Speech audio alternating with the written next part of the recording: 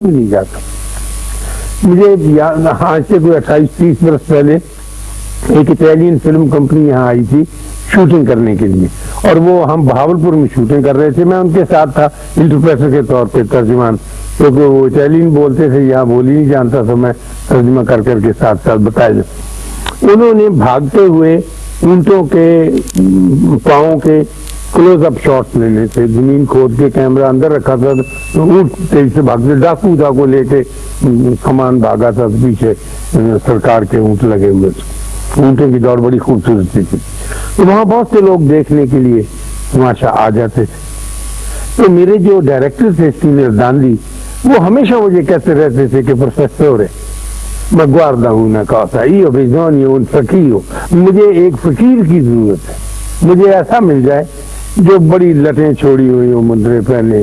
میں نے کہا جی وہ اجمل تھے اس زمانے ہمارے ساتھ. میں نے کہا جی یہ فقیر کا رول بڑا اچھا کر لیں گے. انہوں نے کہا نہیں میں ایکچوئل نہیں چاہتا، ایکچوئل سچ کا بندہ مجھے ملے تو بس میرا دل. میں نے کہا جی دیکھتے ہیں. ایک آدھ بندہ دیکھا وہاں، وہ کہتے نہیں یہ تھا.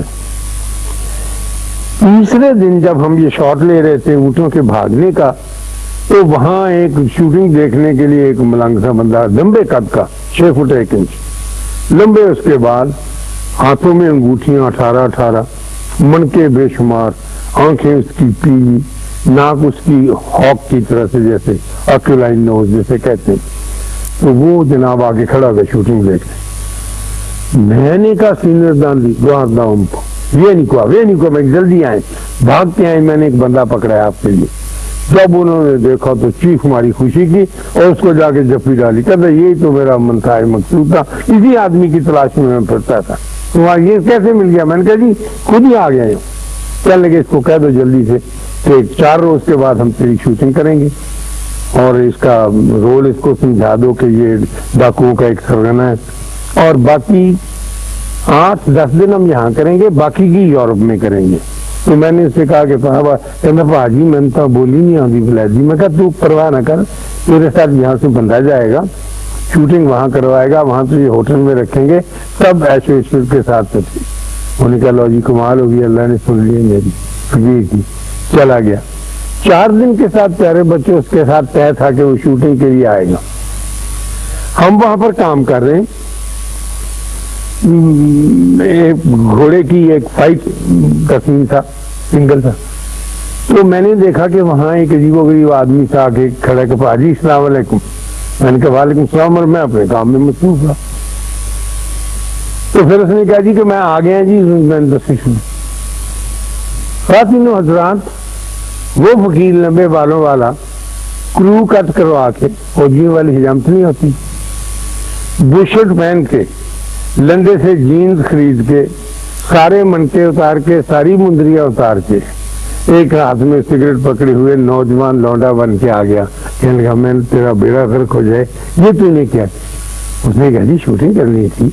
وہ بندے ہم نے بڑے بڑے ایکٹر دیکھے ہیں، پاس سنتوش نے دیکھا ہے، پاس ویر نے دیکھا ہے، تو میں بھی کم سے کم مجھے تو ولایت کا چانس مل رہا ہے. تو میں نے سارا بانا اتار دیا. جب سینئر داندی آئے اور انہوں نے دیکھا، میں نے کہا سر یہ فقیر ہو. تو پہلے تو انہوں نے زور سے اس کے سینے میں دھوتر مارے، پھر زمین پر بیٹھ کے دبڑ پیٹا، پھر مجھے مارے 2 4 5، پھر اپنے آپ کو پیٹا، اور اتنی تکلیف میں مبتلا ہو گئے. کہنے لگے کہ یہ کیا گدھا آدمی، یہ کیا کیا اس نے.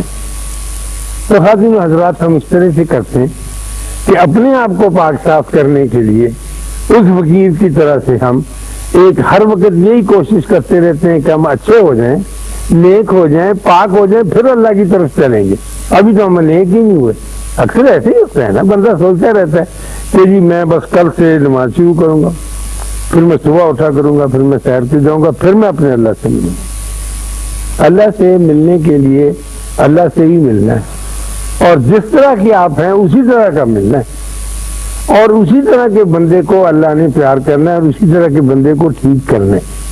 آپ نے آج تک کبھی یہ نہیں سنا ہوگا کہ ہاسپٹل میں یہ ڈاکٹر صاحب رہتی ہیں یہاں، کبھی کسی ڈاکٹر نے مریض سے یہ کہا ہو کہ پہلے جا کے صحت مند ہو کے آؤ، پھر تم کو وارڈ میں داخل کریں گے.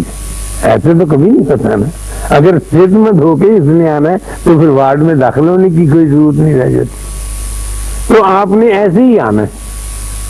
میرا آپ کا یہی ڈر ہے اور میں تو خاص طور پہ پھنسا ہوا ہوں کہ کیسے کوشش کروں کہ جب اللہ پکار پکار کے کہتا ہے کہ میرا ذکر ضرور کرو اور میرا نام لے کر, دیکھو اللہ کی مہربانیاں دیکھیں, میرا نام لے کر ذکر کرو, تو اپنا نام بھی بتا دیا. دیکھو نا ایک بندہ چھپاتا ہے اپنا نام, اکثر پوچھتے ہیں کہ آپ کا جی کہوں کیا بات ہے, اس لیے آپ میرا نام پوچھتے ہیں, یہی کہتا ہے نا بندہ. اللہ نے چھپایا نہیں, اس نے کہا میں تمہیں ایک نہیں اپنے 99 نام 99 دے دیتا ہوں, کسی کو لے کے ذکر کرتے رہو, میں تمہاری بات کی آواز پکار سنوں گا اور جواب دوں گا. اور مجھے بتاتے ہیں بتانے والے وہ بندے تھے, اچھے نہیں تھے لیکن حوصلہ کر کے وقت نکال کے, سب سے مشکل کام اس میں وقت نکالنے کا ہے, وقت نکال کے اللہ کی قربت میں چلے گئے ایسے ہی دن میں تھوڑا سا وقت, اور اس کے ساتھ اپنی باتیں ہاٹ لائن پہ.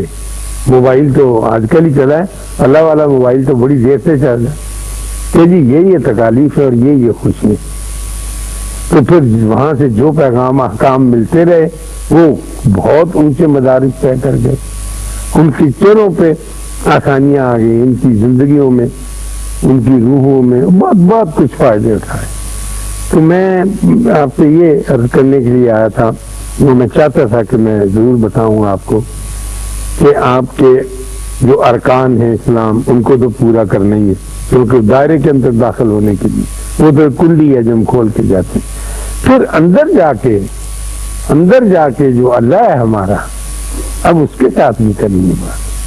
آپ نماز کے ساتھ بھی بات ہے, زکوٰۃ کے ساتھ صدقات کے ساتھ, معاملات کے ساتھ, لیکن اللہ جس نے یہ ساری اتنی بڑی نعمت دی ہے اسے کرے. میری تو اب عمر میں جیسا پہلے کہہ رہا تھا بہت خراب سی ہو گئی, اور اب میں دیکھتا ہوں کہ اس عمر میں کچھ کام زیادہ اچھا ہوتا نہیں ہے بندے سے. آپ ینگ ہیں, اللہ نے آپ کو بڑی صلاحیت دی ہے.